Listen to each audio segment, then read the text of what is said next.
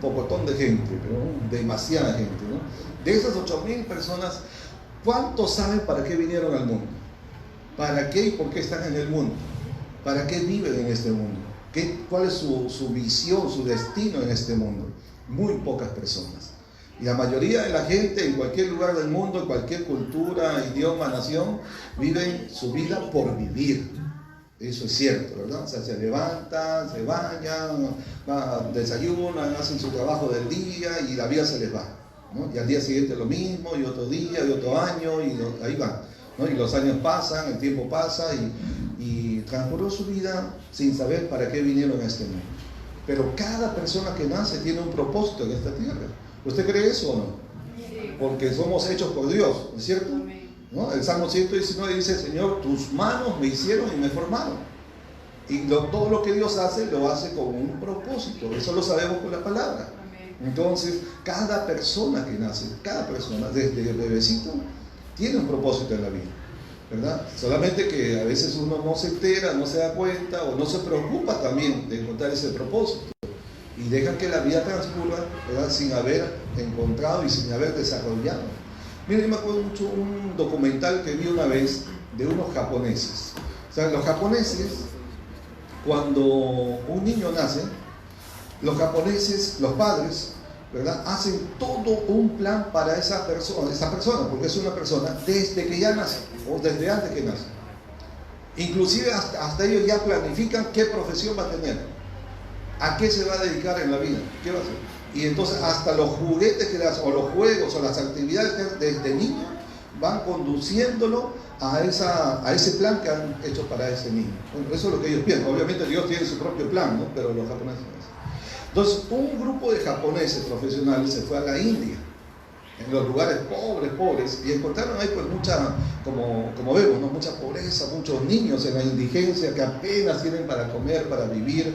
Y en una familia que tenía un niño pequeñito, ¿verdad?, que vivían bueno, es un poco duro decirlo, pero en la miseria, ¿no?, económicamente hablando, ¿verdad? Y entonces el papá japonés le pregunta al papá indio de la India, ¿no?, le pregunta: ¿qué planes tienes para este niño? ¿Cómo tienes este niño así? Le dice, ¿no? ¿Y qué planes tienes para este niño? ¿Qué va a ser de este niño mañana? ¿Cuál es el futuro para este niño? La mentalidad del japonés y la mentalidad del indio.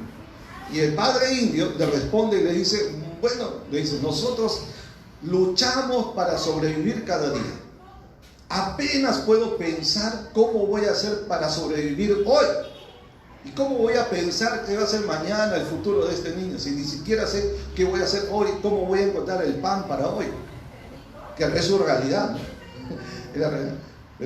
Pero a veces eso creo que le sucede a mucha gente, que están tan concentrados en su problemática, en sus luchas diarias, sus situaciones difíciles, sus crisis que les toca vivir, que no llegan a enfocarse, a dirigir su atención, ¿verdad?, a proyectarse qué es lo que Dios tiene para uno. O sea, usted y yo fuimos creados por Dios, y hay un plan de Dios para nosotros. Y al ser parte de la iglesia de Cristo, entonces Dios tiene un plan, tanto individualmente como colectivamente, como iglesia de Dios. Y por eso es que estoy compartiendo este tema, para que sepamos quiénes somos. Y al saber quiénes somos, entonces eso determina a dónde vamos y qué debemos hacer. ¿Me estoy explicando? Porque si no sabemos quiénes somos, no sabemos para dónde vamos tampoco, ¿no? Por ejemplo, yo digo, yo nací para hacer lo que estoy haciendo. Eso ya yo lo descubrí hace tiempo, ¿no? Dios me llamó para esto, yo nací para esto, yo no tengo más nada que hacer en la vida que hacer lo que estoy haciendo. Entonces, justamente porque sé quién soy, es que hago lo que hago. Si no supiera, entonces me dedicaría a cualquier asunto, ¿no?, a cualquier cosa, que como cualquier persona, pues, que tiene que vivir y cubrir las necesidades de su familia, ¿no? Pero como sé para qué he nacido, por eso me dedico y hago lo que estamos haciendo. ¿Me estoy explicando? Entonces necesitamos saber quiénes somos en Cristo y quiénes somos como iglesia del Señor, para que como iglesia entonces estemos enfocados en los propósitos de Dios. ¿Estamos? ¿Amén? Ya, vamos a orar un momento y entonces vamos a compartir lo que tenemos para ver. Vamos a compartir dos realidades hoy también, ¿ya? Que están en la palabra. Oremos. Padre, te agradecemos en este día por la palabra que vamos a leer, la palabra que vamos a anunciar, la palabra que vamos a estudiar, Señor, y vamos a impartir. Queremos agradecerte porque tú eres nuestro Dios que nos creaste con un propósito, Señor, y nos has llamado, nos has escogido y nos has hecho ser parte de lo que se llama la iglesia de Jesucristo, el cuerpo de Cristo. Cada uno de nosotros somos miembros, somos como un ladrillo de un edificio llamado la iglesia de Dios. Señor, y con cada uno de nosotros tienes un propósito, pero al unir todos los propósitos de cada uno, Señor, conformamos la iglesia que ha sido puesta en esta tierra también con una misión, con un propósito.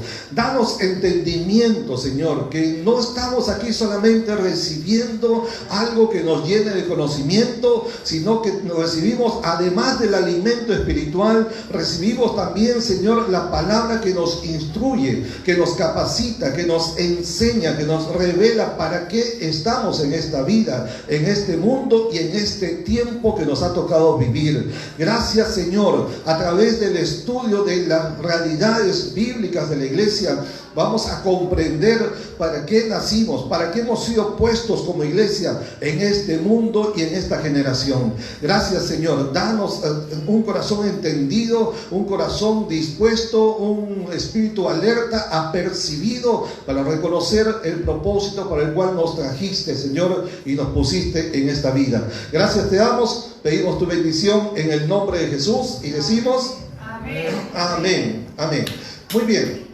Entonces es necesario eso, ¿verdad? Comprender el propósito de Dios. Si no hay propósito, no hay conocimiento, entonces no vamos a saber para dónde vamos. Y como iglesia nos haríamos, lo único es hacer cultos hasta que venga Cristo, ¿no? Como cumplir con una agenda de cultos hasta que Cristo venga.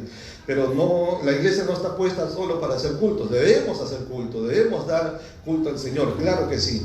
Pero no está puesta solo para eso. Hasta el culto debe tener propósito, ¿sí o no, hermanos? ¿Ya?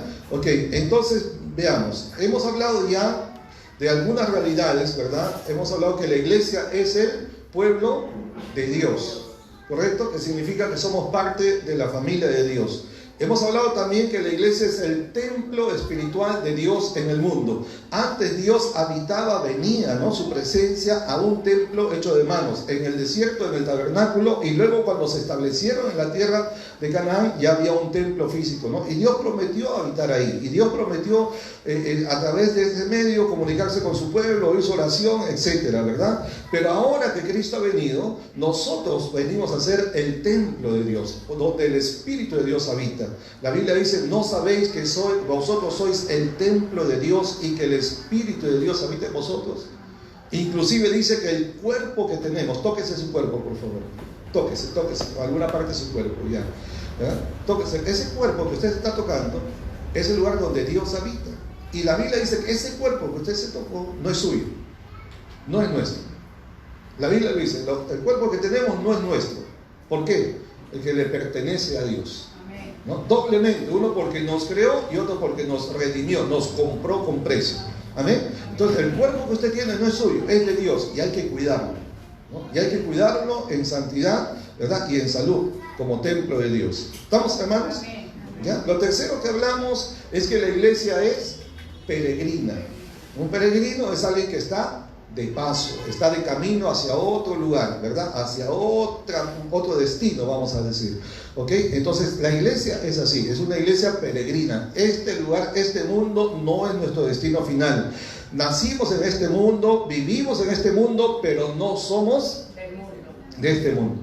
¿Ya? Por eso que como somos del reino de los cielos, el mundo entero está bajo el maligno y se contrapone con el reino de Dios. El reino de este mundo no tiene nada que ver, es más, es opuesto, es antagonista, ¿está bien? ¿Sí? Antagónico, ¿verdad? Al pueblo de Dios, al reino de Dios. Por eso que el mundo no ama a los hijos de Dios. El Hijo de Dios no tiene conciliación con los hijos del mundo.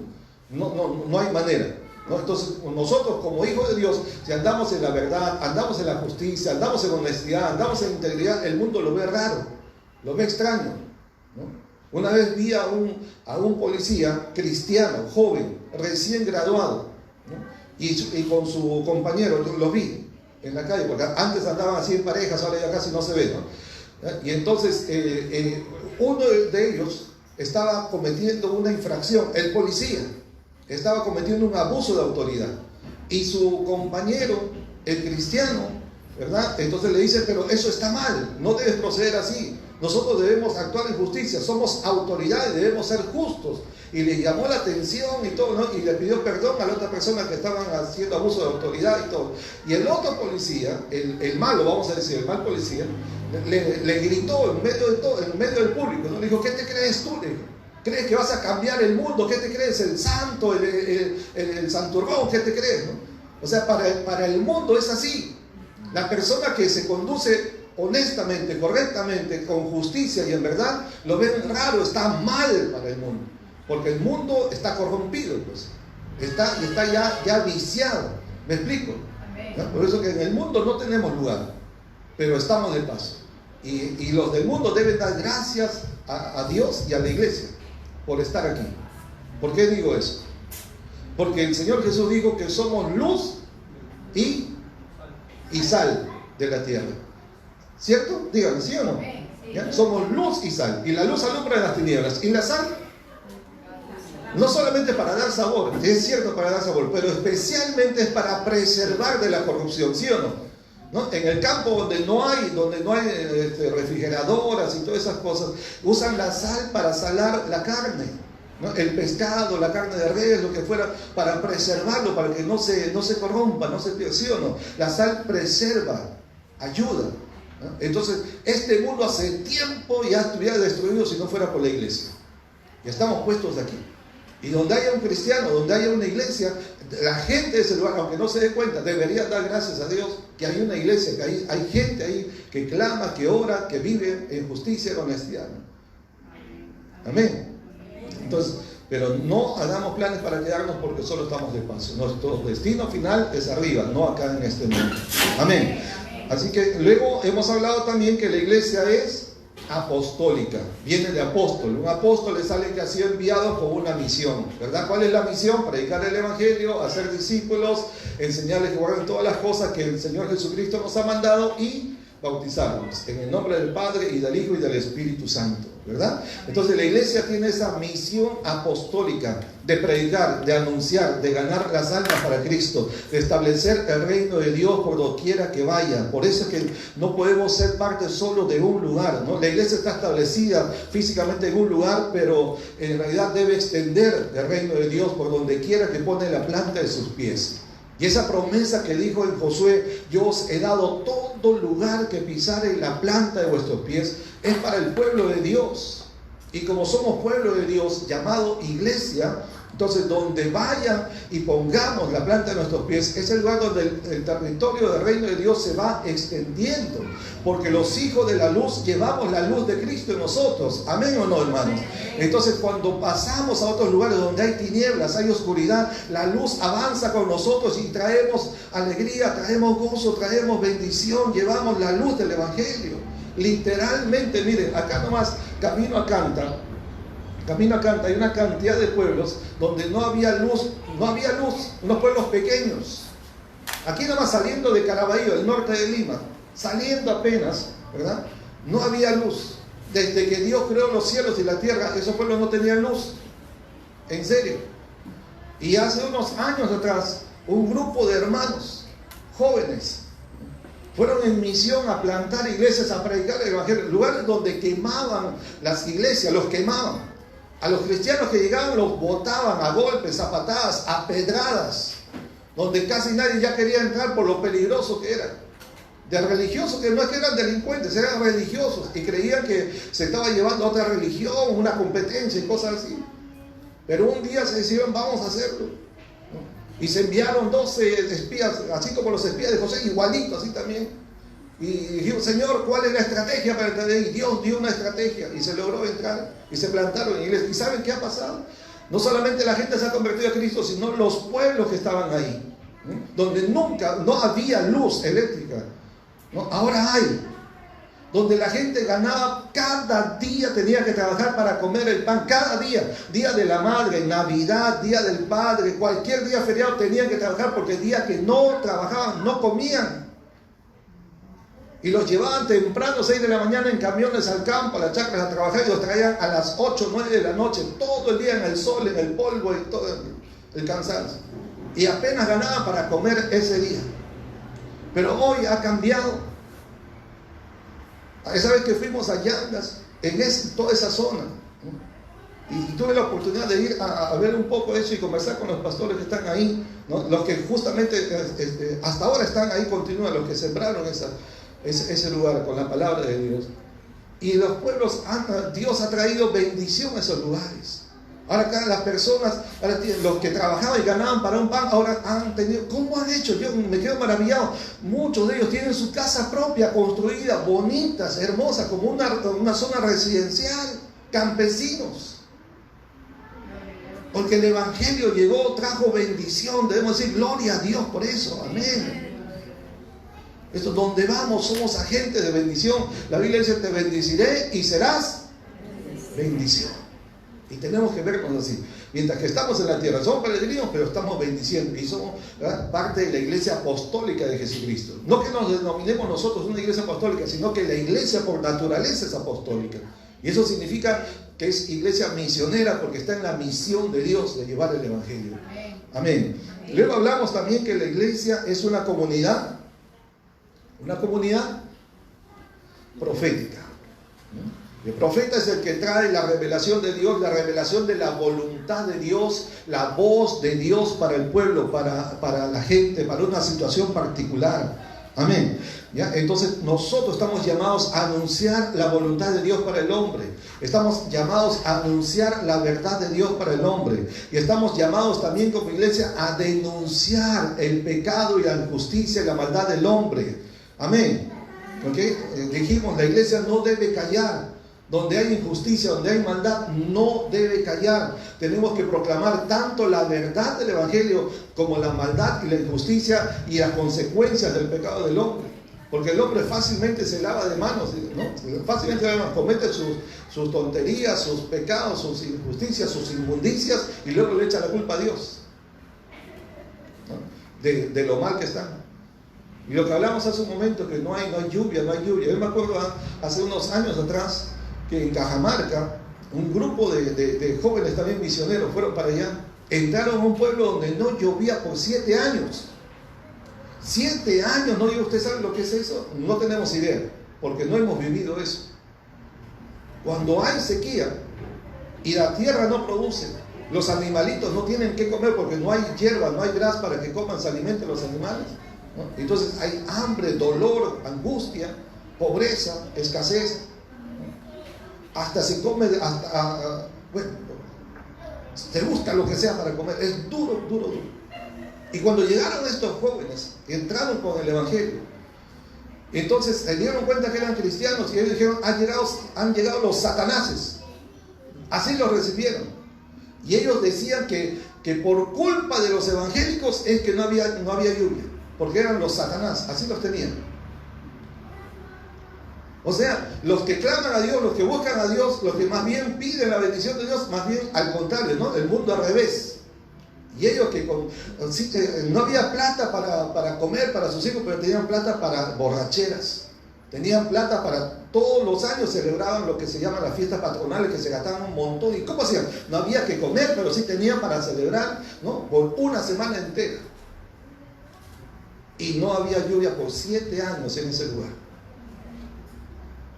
Y el grupo que entró, los que conocen aquí al pastor Ricardo Falcón, mi amigo, Anita Rodríguez, que lo conocen, ellos estaban en ese grupo. Y le dijeron, llamaron al pueblo, convocaron a todos, dijeron, hoy ustedes van a conocer quién es el verdadero Dios. Ustedes que tanto echan la culpa a la iglesia, a los hermanos que están aquí, que deberían tener temor de Dios. Vamos a clamar a Dios, ustedes también humíllense ante Dios, a ver si Dios tenga misericordia de sus pecados. Y clamemos todo el pueblo para que Dios traiga agua a esta tierra. Hermano, dice que cuando ellos oraron, no pasó nada. Y ayunaron. El segundo día no pasó nada. 3 días ayunaron y no pasó nada. Y el pueblo peor se puso, ¿no? Porque usted sabe cómo es el hombre, ¿no? Si no ve, no cree, ¿sí o no? ¿Verdad? ¿no? Y más todavía cuando le prometen algo y no aparece, no sucede, peor todavía, y más si se dice en el nombre de Dios. Pero ellos no cedieron, no se amilanaron, no se acobardaron y siguieron ayunando, orando, no sé, yo creo que fueron como 6 o 7 días. Y la lluvia vino. Y la lluvia llegó.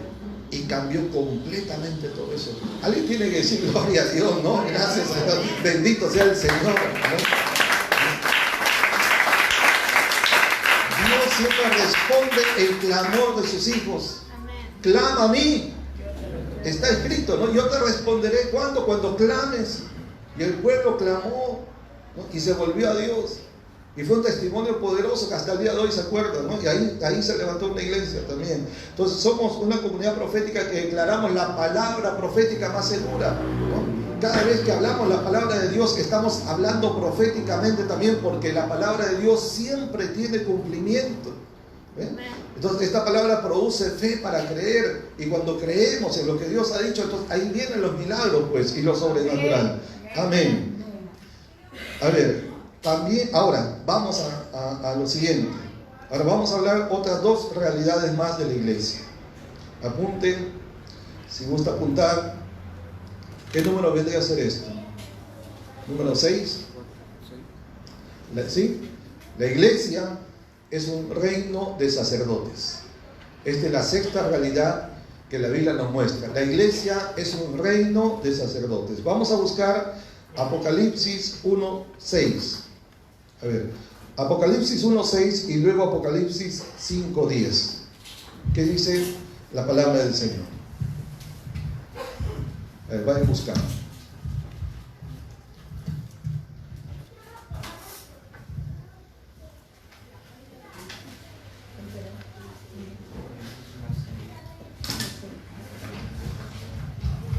Les voy a leer Apocalipsis 1:6 en una versión que se llama la Nueva Biblia Viva.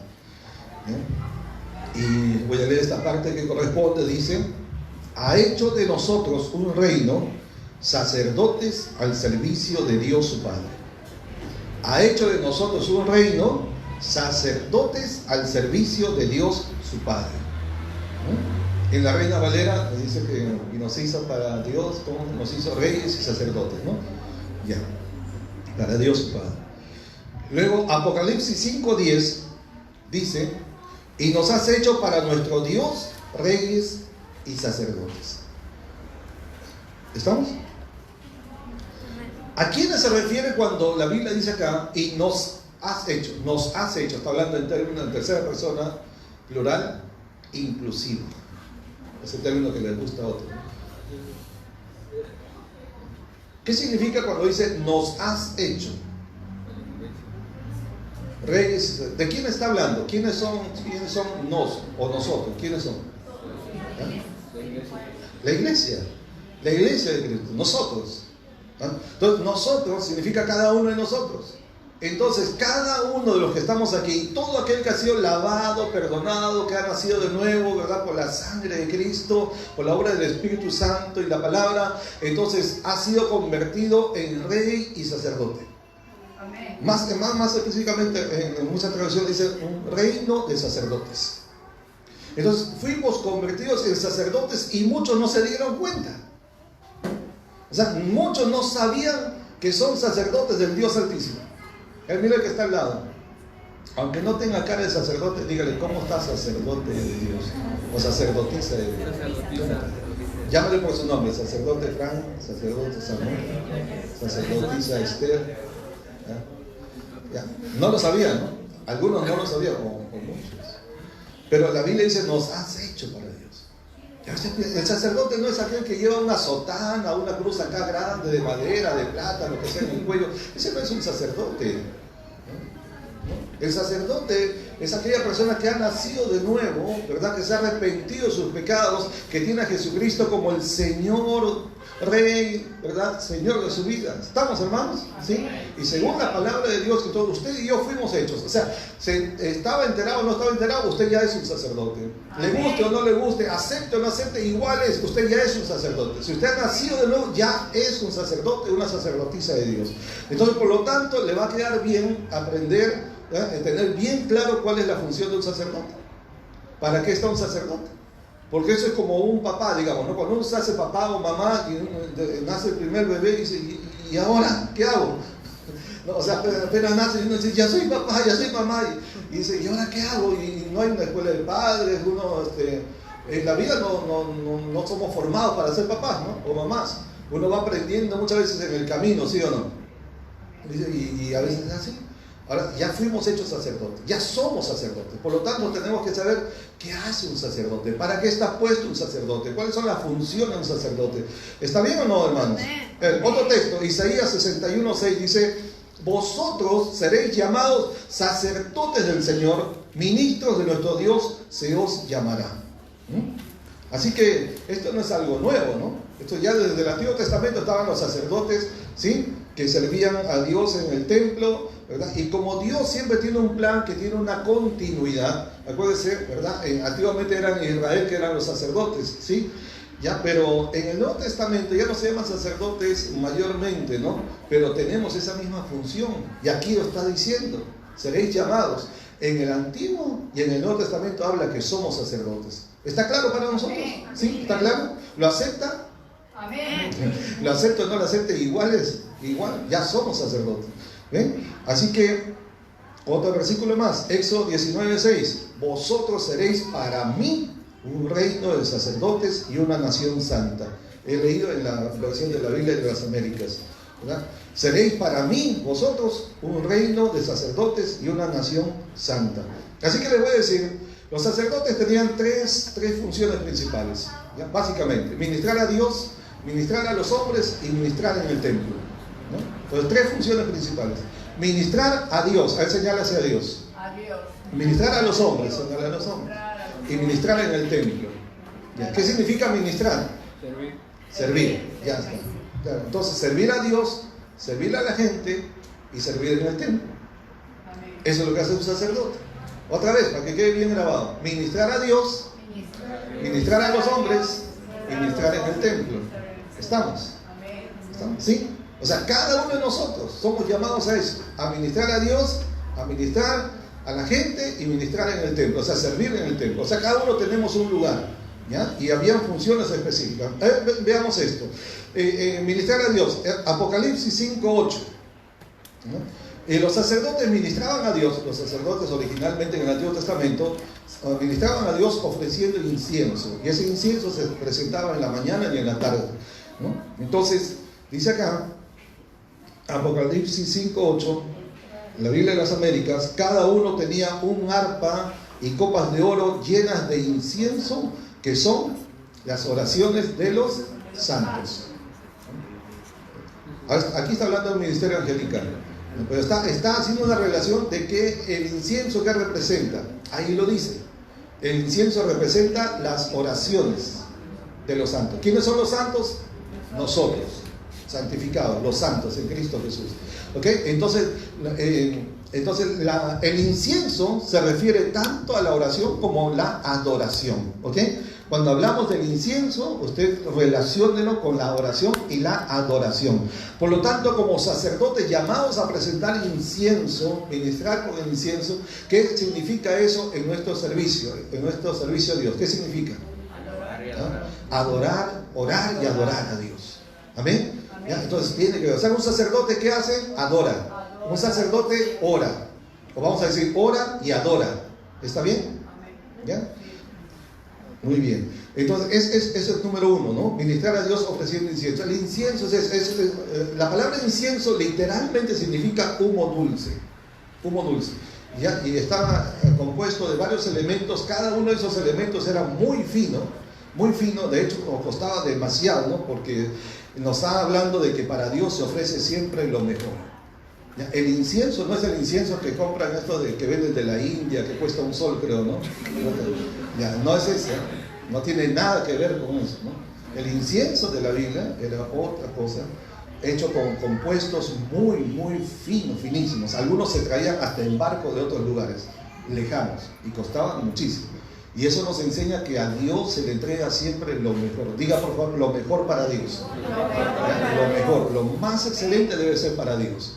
Así que cuando damos algo para Dios, debe ser lo mejor, ¿no? Y cuando damos a Dios, obviamente Dios no es una persona física que se le puede dar en la mano, ¿no?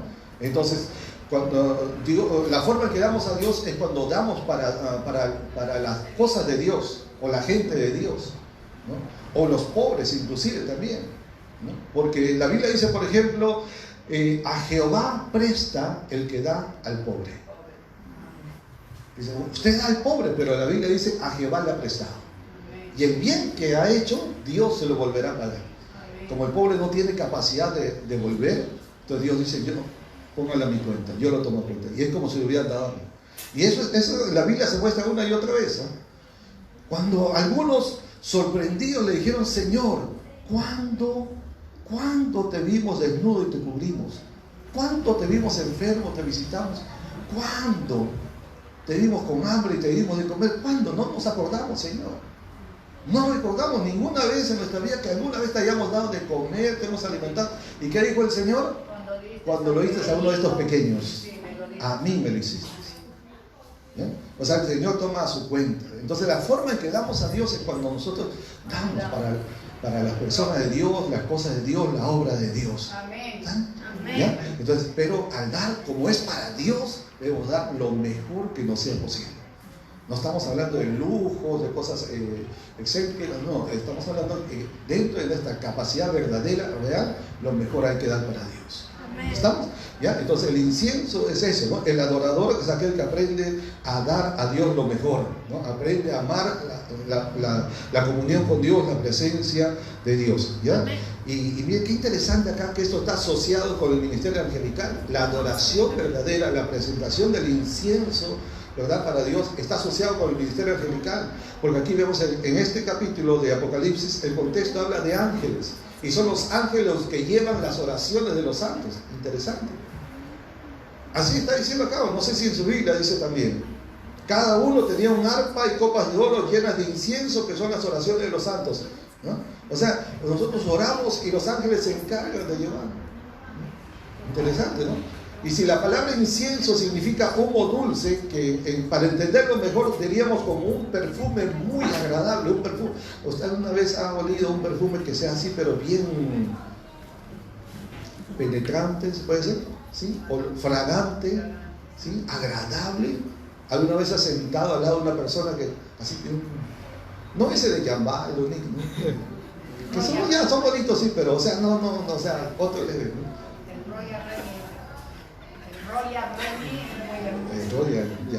Real. ¿Cuál es el perfume más caro que usted ha conocido? Uno que dice París, pero que no es de París, ¿no?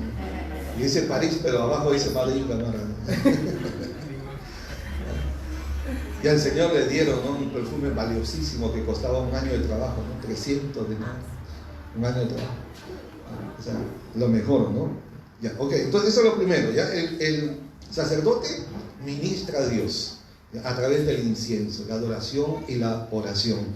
En segundo lugar, el sacerdote ministra a los hombres. Ahora diga, a los hombres. A los hombres. Ya, a los hombres, ¿no? ¿De qué manera ministraba a los hombres? El sacerdote del Antiguo Testamento ministraba a la gente llevando las ofrendas por la culpa, por el pecado, ¿no? Y los presentaba delante de Dios, ¿ya? El sacerdote estaba puesto para que cada persona, cuando pecaba, ¿verdad?, tenía que traer un animalito, ¿no?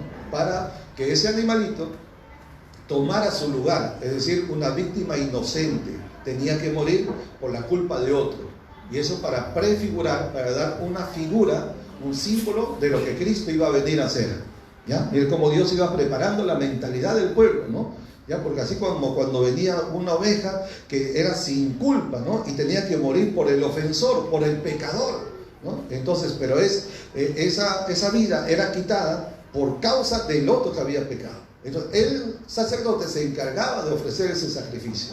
De esa manera estaba sirviendo, ministrando, ¿no? Expiando las culpas de otro, ¿ya? Entonces, a ver, Levítico 14:19. Levítico 14:19 dice: ofrecerá luego el sacerdote el sacrificio por el pecado y hará expiación por el que se ha de purificar de su inmundicia. Ofrecerá luego el sacerdote el sacrificio por el pecado y hará expiación por el que se ha de purificar de su inmundicia. Entonces, el sacerdote venía a ser como un agente intermediario. Y eso nos habla de la intercesión. Diga por favor, intercesión.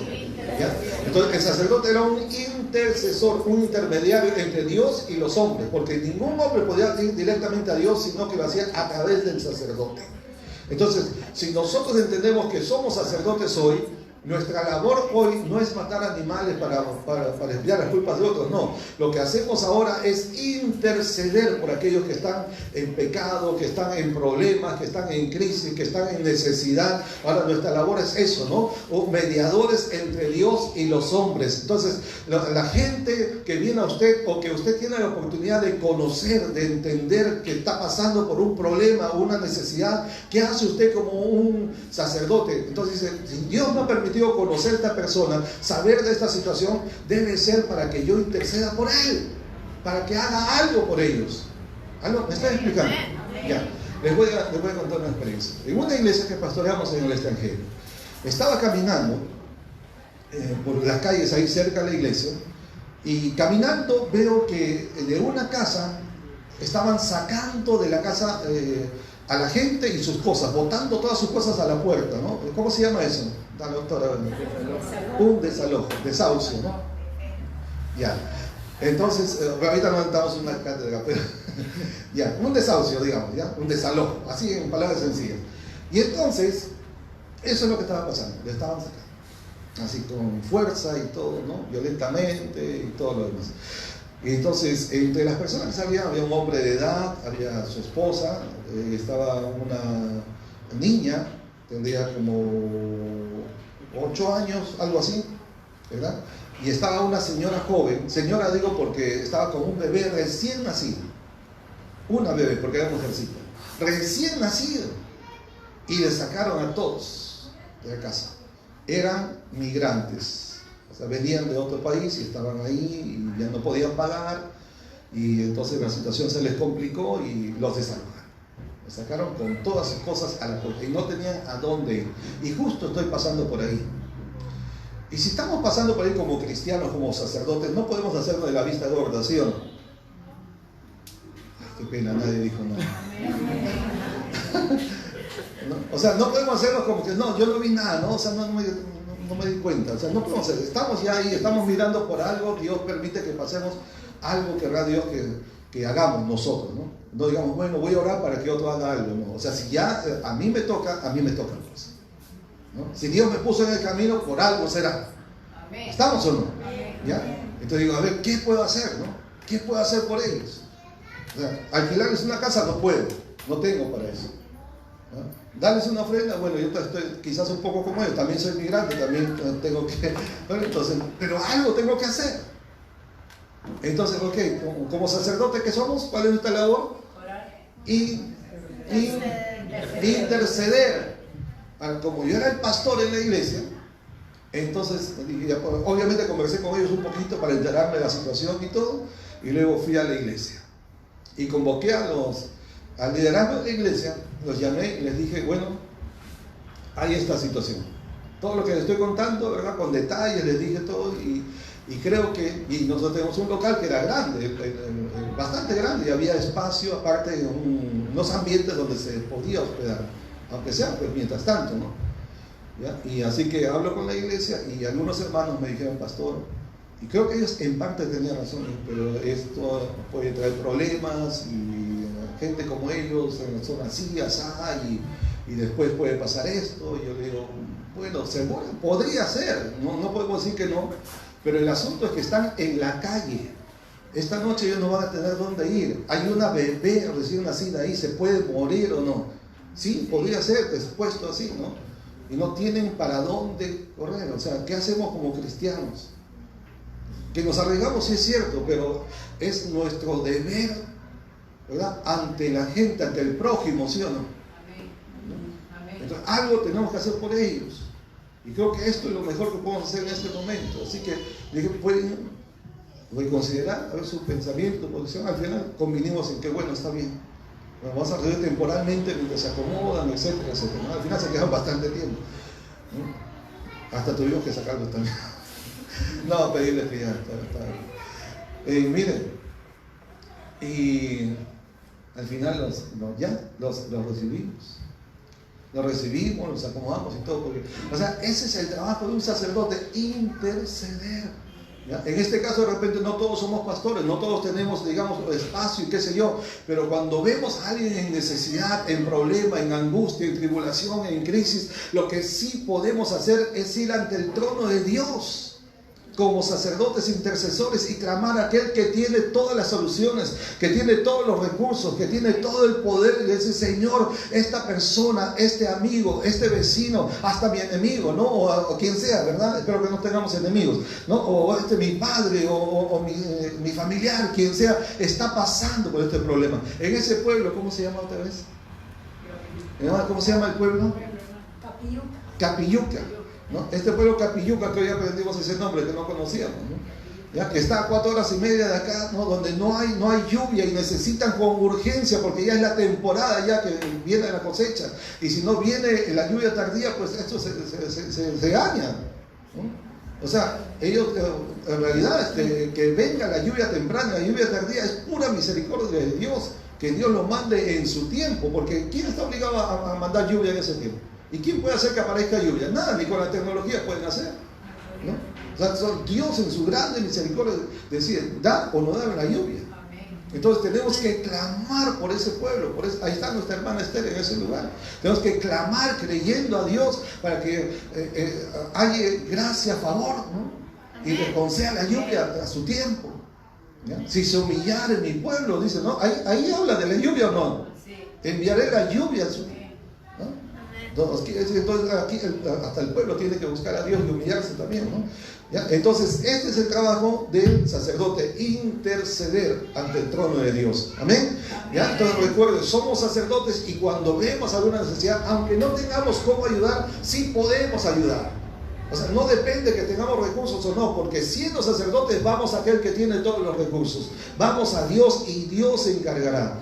Amén. ¿Cuántas veces hemos visto, hermanos, ¿no? En los grupos de la iglesia, cuántas veces hermanos que presentan, vamos a orar por tal persona, oremos por esta urgencia, oremos, y Dios cuántas veces ha respondido? Estamos justamente cumpliendo con ese rol de sacerdotes, intercediendo ante el trono de Dios. Amén. Más aún que tenemos a nuestro sumo sacerdote, que es Jesucristo, nuestro intercesor. Amén. Amén. Ahora, 3 funciones, ¿no? Número 1 es ministrar a Dios, número 2, ministrar a la gente, a los hombres, y número 3, ministrar en el templo, ¿no? Y los sacerdotes, pues literalmente servían en el templo, cada uno según las ordenanzas y las funciones y los horarios establecidos para ellos, porque no había miles de sacerdotes en Israel, miles. Acuérdense que era una tribu de la cual venían los sacerdotes, de Leví. Entonces eran tantos que no todos podían servir al mismo tiempo en el templo, pero a cada uno se le asignaba una función y un horario. Y literalmente era un sacerdote que era escogido, señalado, designado, programado, ¿verdad?, para servir en el templo. Cuando le tocaba, lo consideraba un tremendo privilegio, porque habían tantos que a uno le tocara, era un privilegio enorme, así se sentía privilegiado, ¿no? Y por eso nosotros debemos sentir ese privilegio. Amén. De ser instrumentos en la mano de Dios. Amén. Realmente, ¿no? Que cuando por medio nuestro, no que nosotros lo hagamos, pero por medio nuestro podamos llevar bendición a alguien. Por medio nuestro una persona se salva. Por medio nuestro alguien recupera su salud por un milagro a través de la oración. Amén. Por medio nuestro, ¿no? Cuántas cosas Dios puede hacer. Considerémonos privilegiados. Pero entonces el sacerdote servía en el templo de diversas maneras, en diversas formas, tenía varias funciones, ¿no? Presentar el incienso, quemar o el sacrificio, el holocausto, las ofrendas. El sacerdote también se encargaba de enseñar la palabra de Dios, de instruir al pueblo. El sacerdote era alguien que tenía que estudiar la palabra y luego enseñarla para hacer comprender el espíritu de la palabra a la gente. ¿No? Porque todos eran llamados a conocer la palabra, ¿no? Pero no todos podían comprenderla. Entonces los sacerdotes se ocupaban de estudiar la palabra y algunos profundizaban tanto en su investigación que llegaban a ser una especie de doctores en la palabra. Esos eran los escribas. Los escribas, que en el tiempo de Jesús ya tenían un lado negativo, cuando ellos comenzaron no eran así, eran gente muy temerosa de Dios, muy consagrada al Señor, que amaban tanto la ley, la palabra de Dios, que se decidieron a inquirir, a investigar, a profundizar en el estudio, ¿no? A comprender la palabra para luego enseñarla al pueblo. Y ese espíritu hay que mantenerlo, sin llegar al legalismo, al fariseísmo que hubo después, ¿no? ¿Ya? Pero hay que mantener ese corazón por aprender de la palabra, para transmitirla, para darla a comprender a otros. Amén. Ok, entonces, así como los sacerdotes cumplían diferentes tipos de ordenanzas o servicios en la iglesia, ese es un tipo del servicio que nosotros debemos dar a Dios en el templo donde nos reunimos, ¿no? En la casa del Señor. Éxodo 29, 44 dice: santificaré la tienda de reunión y el altar. También santificaré a Aarón y a sus hijos para que me sirvan como sacerdotes. Para que me sirvan como sacerdotes. ¿Ya? Entonces, nosotros no tenemos que ser de la tribu de Leví, porque no somos de Israel, pero la Biblia ya nos ha dicho que somos también sacerdotes, por lo tanto estamos puestos para servir igual como sacerdotes. Ahora, después que le digo esto,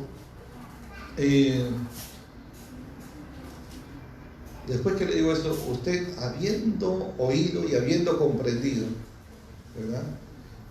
Déjeme preguntarle, ¿está tomando o va a tomar en serio su función como sacerdote?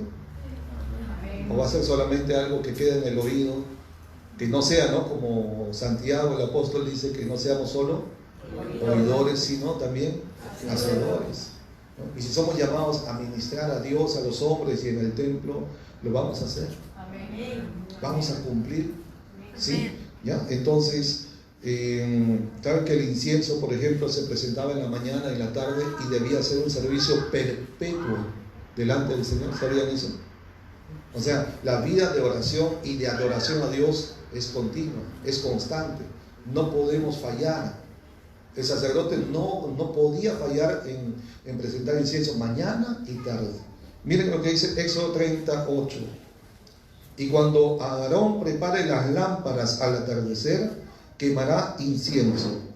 Habrá incienso perpetuo delante del Señor por todas vuestras generaciones. ¿Qué significa perpetuo?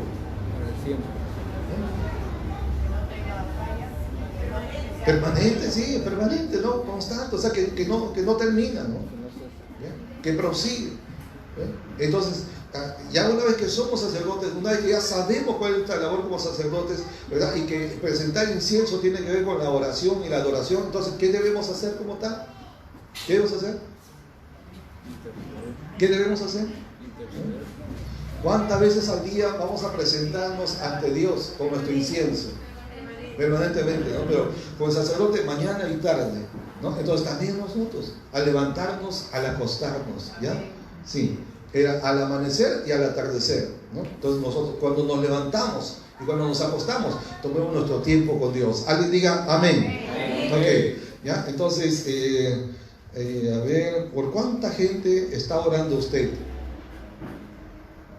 O cuando usted en su oración, solo una pregunta, ¿no? Personalísima, pero no me la conteste, pero cuando usted ora solo por usted, por su familia, por su casa nada más, o se acuerda de otros. ¿Se acuerdan de sus pastores? Sí. En su oración. ¿Se acuerdan de los hermanos de la iglesia? ¿Se acuerdan de sus vecinos? ¿No? ¿De sus enemigos? No digan amén porque nos vamos a dar cuenta que tienen enemigos. Todos somos hermanos. Entonces, ¿sí? Vamos a servir en el templo. Amén. Amén. Ahora vamos a ver. ¿Ya? Y entonces, para terminar esta parte, hermanos, habían 3 cosas que debían cumplir los sacerdotes. 3 cosas. ¿Cuáles eran? Primero, o sea, para que estuvieran aptos a servir en la casa de Dios, en el templo, ellos debían cumplir 3 cosas. Número 1, tenían que ser consagrados mediante la unción. Éxodo 30:30 dice: ungirás también a Aarón y a sus hijos y los consagrarás para que sean mis sacerdotes. ¿Ya? Ungir. significaba, era el acto de derramar aceite sobre ellos, ¿verdad? Y eso significaba que era una persona que había sido consagrado al servicio de Dios, ¿ya? Y eso nos habla de santificación. Diga por favor, santificación. Dígalo otra vez poniéndole la mente, ¿no? El sentido a la palabra santificación, ¿ya? Y pensando en uno mismo. Somos llamados a santificarnos. El Señor Jesús, cuando oró por sus discípulos, Él mencionó esta palabra, ¿no? Por ellos yo me santifico a mí mismo, dijo. ¿No? Siendo el santo Hijo de Dios, Él se cuidó, ¿no? Por causa de los que servían. Dijo, por ellos yo me santifico a mí mismo. Entonces, cuando nosotros, para ser instrumentos útiles, ¿verdad?, en la mano de Dios, tenemos que santificarnos. Y eso significa, santo significa apartado de, ¿no? ¿Apartado de qué? Apartado del mal, apartado del pecado, apartado de las cosas del mundo. ¿Aló? ¿Están atentos, sí? De las cosas del mundo, los placeres de este mundo, de todo lo que se llama pecado, maldad, injusticia. Tenemos que apartar, nos separamos de eso y nos consagramos para Dios, ¿ya? Entonces, esa segunda cosa que debían hacer los sacerdotes para servir a Dios, debían permanecer dentro de los límites del campamento. ¿Qué era el campamento? El lugar donde, cuando ellos estaban de camino en el desierto hacia la tierra prometida, entonces llevaban el templo llamado tabernáculo, ¿no? Que era un tabernáculo móvil, ambulante también se puede decir, ¿ya? Entonces, armable y desarmable. Y ese tabernáculo se ponía en el centro de todo el campamento, en el centro. Y el campamento, ¿cómo se establecía? De cualquier manera no. Nuestra cultura latina es que uno camina por donde quiere, va por como quiere, y cuando llegan a un punto se ubican donde quieren. Esa es la cultura latina, ¿no? No solo peruana. Pero en Israel no era así. Aún cuando iban por el desierto, ellos caminaban en orden, tribu por tribu. Y cuando se establecían en un lugar, ¿verdad?, temporalmente, entonces también había un orden. En el centro se armaba el tabernáculo primero. Alrededor del tabernáculo, al frente de la puerta, estaba la tienda de Moisés y la tienda de Aarón. Y en los tres costados, ¿verdad?, estaban las tiendas de los levitas servidores, los coatitas, los meraritas y los gersonitas, ¿no? Y luego, más ampliamente, al norte iban 3 tribus, al sur 3 tribus, al este 3 tribus y al oeste 3 tribus. 3, 3, 3, 3, ¿cuántos suman? ¿Ah? 12, pues, ¿no? 3 por 4, 12, ¿ya? Entonces, ordenadamente, ¿sí? Y donde caía la última carpa, la última tienda, la última casita, ¿no? Entonces, ahí era el límite del campamento, ¿ok? Entonces, se armaba así alrededor, ¿ya? Entonces, ¿qué significaba cuando dice acá que los sacerdotes no podían salir del límite del campamento? Es hasta donde estaba establecido, ese era el límite. Donde quedaba la última carpa era el límite. De todo el campamento viene a ser la congregación del pueblo de Dios. ¿Van entendiendo por dónde voy? Amén. Todavía algunos, ¿no? Ya. ¿A dónde voy? Es a esto. Para servir a Dios, uno tiene que congregar. Tiene que estar dentro del límite de la congregación del pueblo de Dios. O sea, no puede ser una persona que quiere servir a Dios, pero no quiere congregar. ¿Amén o hay? ¿Hay o amén? No, y no lo digo por ustedes, porque ustedes están aquí, están congregando, ¿no? Pero hay personas que quieren servir, pero no quieren congregar. No quieren ser parte de una vida congregacional. No quieren caminar bajo autoridad. No quieren, ese es otro punto, ¿no? No quieren, digamos, desarrollar una vida de congregación, pero sí quieren servir, sí quieren ponerlo. Tienen dones, tienen habilidades, tienen talentos, saben cantar, saben predicar, saben enseñar, saben hacer muchas cosas, ¿verdad? Son buenos, son talentosos, pero si no congregan, no están aptos para servir en el reino de Dios. Porque ese es el principio que Dios ha establecido, ¿no? Así tenga un ministerio bien bonito, así tenga la voz mejor que un ángel, ¿verdad? ¿Ya? Pero si no congregan, no son aptos para servir en el reino de Dios. ¿Eso está claro? ¿Sí? ¿Ya? Ok, ya, ese es el número 2, ¿no? Y número 3, ¿qué más? Tercero, debían servir bajo la dirección de un sumo sacerdote. ¿Ya? ¿Debían servir cómo? Bajo la dirección de un sumo sacerdote. Y eso significa que había una autoridad sobre todos los sacerdotes.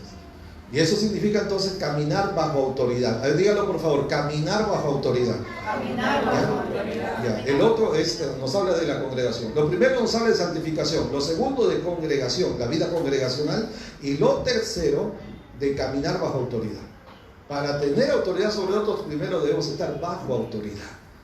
¿Sí? Para ejercer autoridad sobre otros debemos aprender a caminar bajo autoridad, ¿no? Inclusive para liderar, para guiar, si quiere usar la palabra mandar, debemos saber obedecer primeramente, ¿no? Y sujetarnos bajo autoridad, ¿ya? Esto es muy, muy importante. Entonces, ¿cuántos quieren servir de todo corazón al Señor? Amén. Amén, está bien. Entonces, preguntas finales sobre estos tres aspectos: santificación, congregación y vivir bajo autoridad. Pregunta: en primer lugar, ¿estamos santificando nuestra vida? ¿Está usted cuidando su santidad? La santidad de su cuerpo, la santidad de sus ojos, la santidad de su alma, la santidad de su espíritu. ¿Lo está cuidando? ¿Está siendo cuidadoso? ¿Sí? De que lo inmundo, lo sucio, lo impuro, la escoria de este mundo no contamine su alma, su corazón, su vida, su cuerpo, porque ese es un requisito para servir a Dios. Como sacerdote, el sacerdote, ¿verdad?, vestía vestiduras santas, la Biblia lo dice, y vestía vestidura de lino fino. ¿Han escuchado eso, no? ¿Verdad? El lino fino simboliza la santidad. Y tanto era por fuera, por dentro. ¿Saben que inclusive hasta la ropa interior del sacerdote tenía que ser de lino fino? Para dar a entender que hasta lo oculto, lo reservado, lo íntimo, hasta en eso tenía que cuidarse. Amén. O sea, no solo a los ojos de la gente, porque ante los ojos de la gente uno se puede cuidar, y ante los ojos de Dios, es decir, donde la gente no nos ve. Porque en público podemos cuidarnos mucho, pero y cuando la gente no nos ve, también tenemos que cuidarnos, también. Amén. ¿Ok? ¿Ya? Entonces, no significa que uno no pueda equivocarse, fallar alguna vez, ¿verdad? Pero entonces cuando uno falla, ¿qué hay que hacer? Pedir perdón. Claro, pedir perdón, restituir, reaccionar, ¿no? De inmediato, o sea, no quedarse con eso, ¿ya? Otra pregunta, hablando de la congregación, ¿estás esforzándote por congregar firmemente? O sea, ¿estás haciendo el esfuerzo, o sea, el compromiso de congregar? Amén. ¿No? Que no sea más que compromiso, ¿no? Sea un corazón, un deleite, que venga del corazón. Yo necesito de Dios, necesito acercarme a Dios, que sea como el salmista que dijo, como el agua, ¿cómo es? Como el ciervo brama por las corrientes de aguas, así clama por ti, oh Dios, el alma mía, ¿no? Ya, ¿qué más? Hebreos, estaba diciendo Hebreos 10:25. No dejando de congregarnos como algunos tienen por costumbre. Ya lo conocemos de memoria, ¿no? Hay que vivirlo también, ¿ya? No dejar de congregarse. Y tercero, estás caminando bajo autoridad, bajo la cobertura pastoral, porque, bueno, el pastor es, ¿no? El que está en autoridad, pues en la iglesia, ¿no? Entonces, estás caminando bajo esa autoridad, ¿sí? Estás siguiendo la autoridad, ¿ya? Hebreos 13:17. Obedeced a vuestros pastores y sujetaos a ellos, porque ellos velan por vuestras almas como quienes han de dar cuenta. Obedeced a vuestros pastores, sujetaos a ellos, porque ellos velan por vuestras almas como quienes han de dar cuenta. Ya, eso.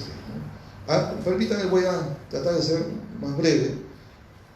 La otra realidad bíblica de la iglesia de hoy es que la iglesia es una. Diga conmigo, la iglesia es una. La iglesia es una. Una vez más, la iglesia es una. La iglesia es una. Ya, uno habla de unidad, ¿no? De algo indivisible. 2, 3, 4 se puede decir la mitad, pero uno ya habla de unidad, ¿no? Esto nos está hablando de la unidad y la indivisibilidad de la iglesia. ¿Lo dije bien? La indivisibilidad. Está difícil, ¿no? Ya, o sea que es indivisible, no se puede partir. A los ojos de Dios la iglesia es una sola, ¿ya? Es como el cuerpo tiene muchos miembros, pero es un solo cuerpo. Es como una familia. La familia tiene también varios miembros, varias personas, ¿no? El papá, mamá, hijos, hermanos, etc. Pero la familia siempre va a ser una sola. No puede ser dos familias, es una sola familia. ¿Me doy a entender, hermanos? Me estoy explicando, ¿ya? Entonces, así como Dios es uno, ¿no? Entonces nosotros vemos en el mundo, ¿no? En este planeta vemos que hay muchas congregaciones locales, se llaman iglesias locales, se llaman, ¿no? Aquí estamos en la iglesia Shalom, por allá está la iglesia Donai, nuestros hermanos, ¿no? Por allá está la iglesia en Lurín, la Yetna, etc. Son iglesias locales, pero cada iglesia en cualquier parte del mundo, ¿no? Conformamos todos la gran familia de Dios. Amén. La única iglesia de Cristo, la iglesia universal, vamos a llamar, la suma de todas las iglesias locales, ¿no? Cada iglesia local es una expresión de la familia de Dios, del pueblo de Dios, del reino de Dios, donde se encuentra, ¿ya? Pero la suma de todos ellos, el conjunto de todos ellos, conforma la iglesia única de Cristo. Amén. Una sola iglesia. Por eso cuando leemos en la Biblia que Pablo escribe a los Corintios, Pablo escribe a los Efesios, Pablo escribe a los Gálatas, déjenme decirles, en esas ciudades habían varias congregaciones. Solo en Corinto se ha encontrado que había por lo menos unas 200 congregaciones, solo en Corinto. Sin embargo, cuando usted lee que Pablo escribe, la Biblia no dice, el Espíritu no inspiró a decirle a las iglesias de Corinto, no dice. Siempre va a decir a la iglesia que está en Roma, a la iglesia de Éfeso, a la iglesia, note, singular. ¿Nota? ¿Sí? No dice a las iglesias, no dice no, a la iglesia. ¿Por qué? Porque para Dios su iglesia es una sola.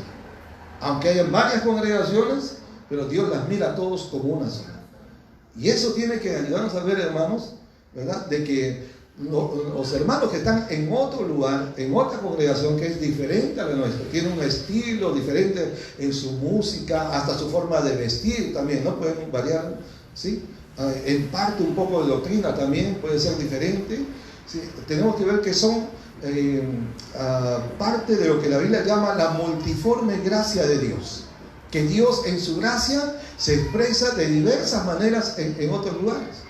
Por ejemplo, mire, a usted le puede parecer gracioso porque nosotros no tenemos esa experiencia, pero yo he estado en lugares donde en el culto, en pleno culto para Dios, uno estamos alabando y uno lo hace ¿cómo se llama? Con las palmas, ¿no? O que estás acompañando el ritmo con los pies, ¿ya? Otros lo hacen danzando, pero yo he estado en lugares donde hay hermanos que hacen así, no lo voy a hacer exactamente yo, pero con las manos se tiran hasta acá abajo, y después se tiran para el otro lado abajo, pero así un ritmo frenético, pero rapidísimo, como si fuese un ventilador, pero rapidísimo, ¿no? Y después se tiran para adelante y dan vueltas y vueltas, y yo digo, ¿qué es eso? Digo yo.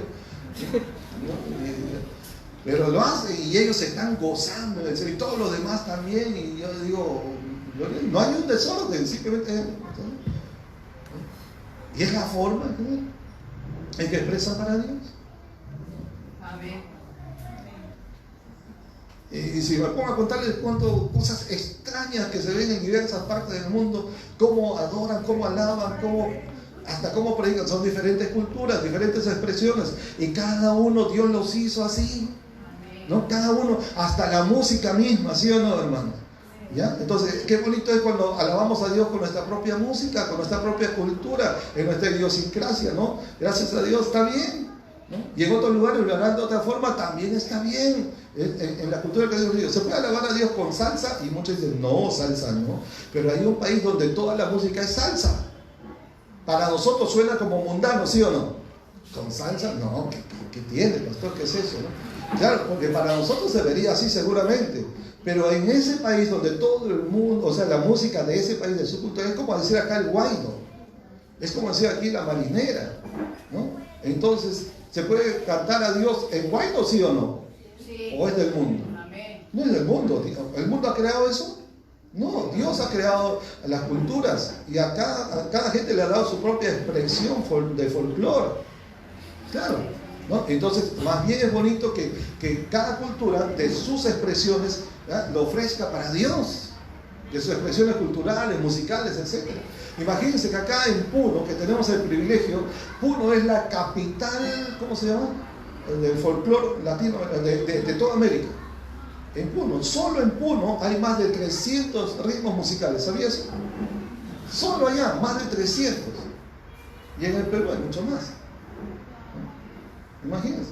Entonces que todo eso se rinda para el Señor, ¿no? ¿Ya? Entonces hay otros ritmos que nosotros no tenemos costumbre, no los vea mal. No diga que es del diablo. Cuando los hermanos americanos, los primeros misioneros que llegaron acá por los primeros años que venían acá, veían acá a los cristianos que alababan a Dios con quenas, con zampoña, con charango, decían eso es del diablo, decían. Nos criticaban así. Y digo, eso es lo que no se debe hacer, no cometamos el mismo error. ¿Y sabe qué le dijimos nosotros? ¿No? A ver, y entonces, ¿cómo debemos alabar? Hay que alabar a Dios con el piano, hay que alabar a Dios. Espérense un ratito, a ver, muéstrenme el piano en la Biblia. Pero nosotros sí le vamos a mostrar la zampoña. ¿Está en la Biblia o no está? Sí. ¿La quena está en la Biblia o no? ¿La flauta está o no está? Sí. Ya, entonces, a ver, enséñame usted, ¿el tambor está en la Biblia, sí o no? ¿Está o no está? Está, ¿no? O sea, todo eso está. A ver, enséñame usted el piano.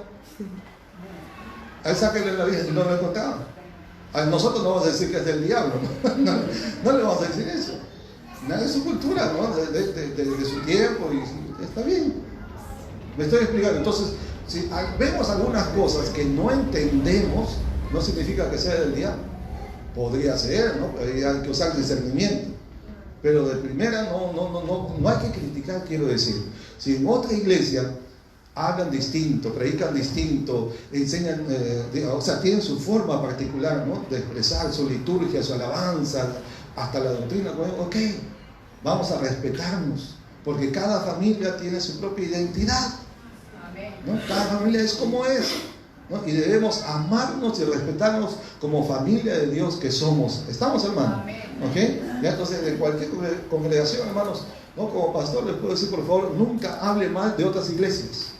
No solamente de otros pastores, sino también de nuestros hermanos en otra iglesia.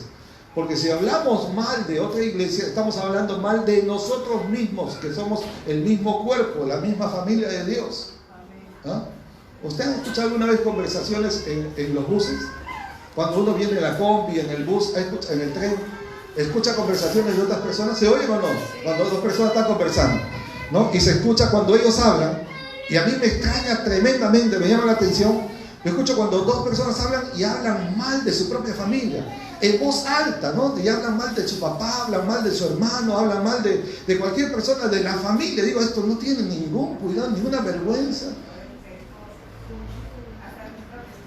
Sí, de su propio cónyuge, sí, de su esposo, su esposa, y en voz alta, y todo el mundo les escucha, y parece como si nada. Yo me quedo, pero así, pasmado, ¿no? Digo, ¿cómo puede hablar mal, no? Es su sangre, ¿no? Pero hay gente que hace eso. Entonces, nosotros no hagamos eso. ¿Está bien, hermanos? ¿Ya? Ok, allá. Algo más. Ahora sí, ya. Vamos para el final. ¿Qué más podemos decir? A ver, la iglesia es una. Cuando decimos que la iglesia es una, estamos diciendo que Dios no tiene otra iglesia. Ya, está bien. Sí. Ya, este es el punto. Con esto voy a terminar. Dijimos que la iglesia es una y nos habla también de unidad. La unidad es sumamente importante para que siempre seamos más que vencedores. Yo estoy seguro, todos aquí queremos ser siempre victoriosos, ¿sí o no, hermanos? Todos queremos siempre derrotar el pecado, el enemigo, el mundo, la carne y todo eso. Sí, queremos vivir en victoria siempre, todos, no tengo ninguna duda. Pero la forma de ser siempre victoriosos es mantener la unidad del cuerpo de Cristo. El día que se resquebraja, el día que se fractura la unidad de la iglesia, es el día cuando la iglesia comienza a ser derrotada, a fracasar. Ya no somos victoriosos cuando entra la desunión, la división. ¿Me explico? ¿Ya? Una ciudad dividida contra sí mismo no puede permanecer. Un reino dividido contra sí mismo no puede permanecer. Lo enseñó el Señor Jesús. ¿Ve? Entonces, mírame, el ejemplo que tenemos en la Biblia. Cuando Israel como un solo hombre entró a Jericó, ustedes conocen, ¿vencieron o no vencieron? Díganme, ¿sí o no? Vencieron, ya. Pero la siguiente ciudad que debían derrotar, ¿cuál era? Una ciudad que tenía 3 palabras, tiene Jai, con H, Jai. Era una ciudad más pequeña, aparentemente era más fácil de derrotar. Y déjenme decirles que Dios mismo les dio para dijo, suban hacia, porque yo las he entregado en su mano. Así como les digo de Jericó, igualito les digo también de Jai, ¿no? Les dijo que iban a vencer, que ya lo habían entregado en su mano. Y entonces el pueblo subió, enviaron solamente 30,000 hombres y fueron avergonzados, humillados, fracasaron, fueron derrotados y los persiguieron. Y mataron a miles de los israelitas. Y todos se quedaron, ¿qué pasó? Si acababan de ver un prodigio de que los muros de Jericó no fueron suficientes para ellos porque Dios derribó esas murallas tremendas. ¿Y cómo es que un pueblo tan más pequeño no la pudieron conquistar? Y murieron miles de sus hombres. Y se quedaron así, ¿qué pasó? Hasta Josué mismo estaba penado, llorando. Y Dios tiene que venir a hablarle a Josué y le dice, como dice, reacciona. Israel ha pecado. Y fue un solo hombre el que trajo la derrota, uno solo. De todo Israel, toditas las familias, solo uno pecó y por uno todos fueron derrotados. Todos pagaron las consecuencias. ¿Por qué? Porque aunque sea uno el que lo hace, como es parte de todo el cuerpo, de toda la familia, lo que uno hace afecta a todos los demás. Amén. O sea, estamos tan vinculados, tan relacionados que lo que yo haga le va a afectar a usted y lo que usted haga me va a afectar a mí. Si yo tengo una herida acá o acá o acá, donde sea, ¿no es acaso que todo el cuerpo se afecta? ¿A todo el cuerpo le duele? Así es, pues. Así. Entonces, lo que usted haga va a afectar a esta iglesia. Para bien o para el otro lado. Téngalo presente. ¿Sí? Lo que hagas va a afectar a la iglesia, a la familia del Señor. Lo que uno hace en su familia afecta para bien o para mal. Igual es en la iglesia. ¿Ya? Entonces, por eso tenemos que cuidarnos en ese aspecto, ¿no? Ya. Miren lo que dice acá. Miren, cuando Israel caminó así, ¿no? Como un solo hombre, un solo ejército, y en santidad, ¿no? Ante Dios, todo les fue bien. Dice, ustedes saben que esa conquista de las tierras, las ciudades, los gergeseos, los jebuseos, los eteos, todos esos pueblos cananeos que estaban ahí, no fue fácil, ¿eh? No fue tampoco un asunto de una semana, un mes, 2 meses, ni un año. ¿Ya? Muchos eruditos dicen que eso tomó por lo menos 7 años, y otros dicen que más todavía. Pero 7 años, estamos hablando de un poco de tiempo, 7 años de guerra, y tomar tierra por tierra, ciudad por ciudad, eso no fue nada sencillo. Pero mientras que se mantuvieron con Dios y en unidad, Dios les dio victoria contra todos ellos. Miren lo que dice acá, Josué 10:42. ¿Por qué ellos conquistaron? Porque el Señor Dios de Israel combatía por su pueblo. El Señor combatía por su pueblo. Porque Israel no tenía tanta capacidad. Enfrentaron ciudades grandes, estaban los gigantes y todo, pero Dios es el que les daba la victoria. Miren, Josué 21:44 dice: y ninguno de todos sus enemigos pudo hacerle frente, porque Jehová entregó en sus manos a todos sus enemigos. Porque Jehová, esa es la razón, ¿no? Porque Jehová entregó en sus manos a todos sus enemigos. ¿Ya? Entonces, un texto más que quiero darles, Josué 11:18-19. Miren lo que dice aquí. Por mucho tiempo, diga por favor, mucho tiempo. ¿Cuánto es mucho tiempo? Mucho tiempo, ya. Eso es lo que van a hacer los que han estudiado esto un poquito más, de más o menos 7 años, por lo menos. Por mucho tiempo, ¿qué pasó? Tuvo guerra Josué con estos reyes, por mucho tiempo. Y si ese pueblo es una figura de la iglesia, somos llamados a conquistar los reinos de este mundo para nuestro Dios y para Cristo, amén. Entonces, ¿qué es lo que nos espera, hermanos? Por mucho tiempo, en este mundo. Como este mundo no es afín, no es amistoso con Dios, con el reino de Dios y con el pueblo de Dios, ¿qué nos espera? Esto no es mala noticia, esto es buena noticia, pero ¿qué nos espera? Por mucho tiempo tuvo Israel guerra. Miren, escuchen más. No hubo ciudad alguna que hiciese paz con los hijos de Israel, salvo los hebeos que moraban en Gabaón. Ahora escuchen, todo, ¿qué dicen? Todo lo tomaron en guerra. O sea, ciudad por ciudad, pueblo por pueblo, tierra por tierra, todo lo tomaron en guerra. O sea, nuestra vida como iglesia no va a ser un camino de rosas. No va a ser sencillo. No va a ser fácil.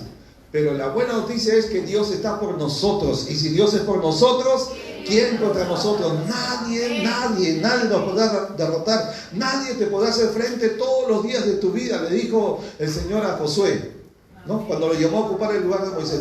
Como estuve con Moisés, estaré también contigo, ¿verdad? ¿Ya? Pero la clave, entre otras cosas, es que ellos debían permanecer unidos, como un solo hombre, ¿no? Y santos para el Señor. ¿Estamos, hermanos? ¿Ya? La vida nuestra que nos espera en lo que viene, hasta que viene Cristo, no va a ser sencillo, no va a ser fácil. A la Biblia dice, a través de muchas tribulaciones es necesario que entremos al reino de Dios. A través de muchas tribulaciones. Así que vamos a tener guerra, ¿no? Guerra contra el enemigo, no contra gente de carne y hueso, ¿no? Pero contra el enemigo, ¿ya? Y ese enemigo va a usar personas, va a usar situaciones, va a usar dificultades, conflictos, crisis, va a usar, nos va a hacer la guerra, ¿no? Por eso la Biblia dice que luchemos, peleemos la buena batalla de la fe, ¿ya? Pero en esa buena batalla ya somos, no vamos a ser, ya somos más que vencedores en aquel que nos amó. ¿Estamos? ¿Ya? Que mantengamos firmes y fieles. Amén. Amén. Ok. Ya, eso ya fue como para terminar, ¿no? Vamos a ver, gracias a Dios. Vamos a ponernos de pie, hermano, para agradecer al Señor. Ok. Póngase de pie, hermano.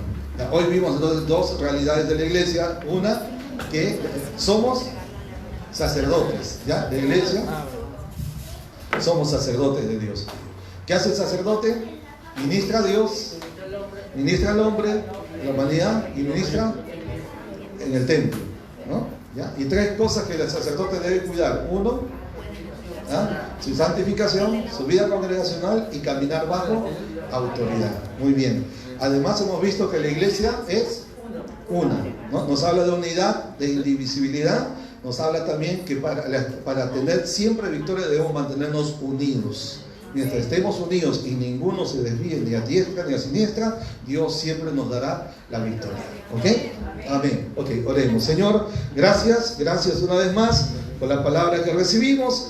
Creemos, Señor, aunque quizás algunos no nos habíamos dado cuenta, no estábamos conscientes, pero recibimos esta palabra que nos enseña que ya somos hechos sacerdotes, somos un reino de sacerdotes.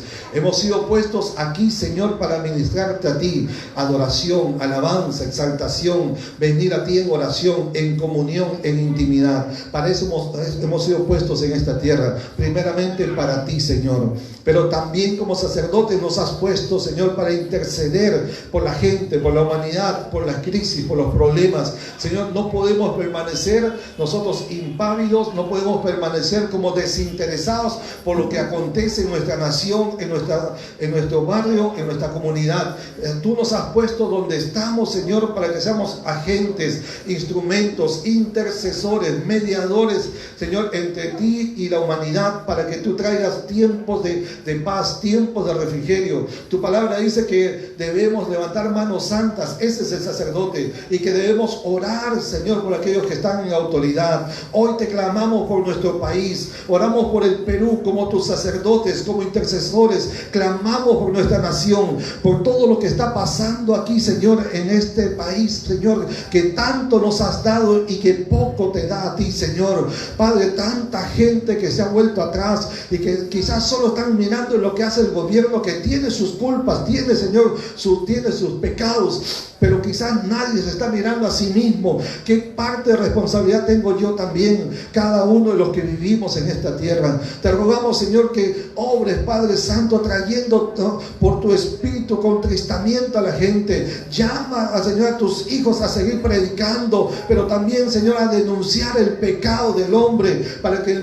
la gente en este país se arrepienta, Señor, en el nombre de Jesús. Padre, como tú has prometido, si se humilla mi pueblo sobre el cual es invocado mi nombre, entonces tú vas a intervenir a favor de la tierra, que no sea sea destruida. Danos, Señor, enséñanos como intercesores, sacerdotes, a tomar nuestro lugar de mediadores, Señor, de interceder, de clamar por el bien y el bienestar de nuestra tierra. Señor, que este país no caiga en manos de impíos, no quede en manos de pecadores, de gente malvada, injusta, impura, inmunda, Señor, que no te teme, Dios amado. Señor, salva nuestra nación, salva nuestro país, Señor, en el nombre de Jesús. Que sean desarraigados todos aquella gente impía que está en autoridad, Señor. Que, oh Dios santo, Señor, obra, Padre mío, para sacar aquello que no debe estar, Señor. Y Señor, levanta hombres justos, levanta hombres íntegros que estén en instancias de autoridad, en posiciones de autoridad en nuestra nación, Señor. Sana la tierra, pero también sana el corazón de la gente de nuestro país, Dios mío. Gracias, Señor. Gracias, Padre Santo. También, Señor, como sacerdotes hemos sido puestos para ministrar en tu templo. Señor, que cada uno de nosotros pongamos nuestra cuota de esfuerzo, de voluntad, de servicio, de dar lo mejor para ti, Señor. Y que cuando lo hagamos con gozo, con agrado, Señor. Y que nuestro servicio sea agradable a tus ojos, Dios mío. Que nuestra ofrenda sea pequeña o sea grande para ti, no lo mires así, Señor. Pero que en nuestro corazón, Señor, lo dé, Padre Santo, así, con un corazón puro, sencillo, agradecido a ti, oh Dios. Gracias, Señor, porque has hecho de tu iglesia una sola, de tanta gente, de todas las razas, los colores, de todas las culturas, de todas las sangres. Nos has unido por una sola sangre, que es la sangre preciosa de Cristo, por medio del cual fuimos convertidos en hijos de Dios, en pueblo de Dios. Señor, que tengamos claro que somos una sola iglesia, aunque hayan diferentes particularidades, Señor, en cada iglesia local. Enséñanos a amar a nuestros hermanos, a amar a tus siervos donde quiera que estén, Señor, y en la labor que estén haciendo. Gracias, Padre eterno. Ayúdanos a mantenernos unidos, que en esta iglesia y en ninguna iglesia, Señor, entre ese espíritu de división, eso que, Señor, que separa el corazón, que divide el corazón de tus hijos. Gracias, Señor. Te honramos a ti, te bendecimos a ti y dedicamos nuestra vida solo para ti. Tú eres nuestro único Dios, nuestro único Rey y nuestro único Señor. Te bendecimos, Padre amado. Gracias te damos en el nombre de Jesús. Amén. Amén.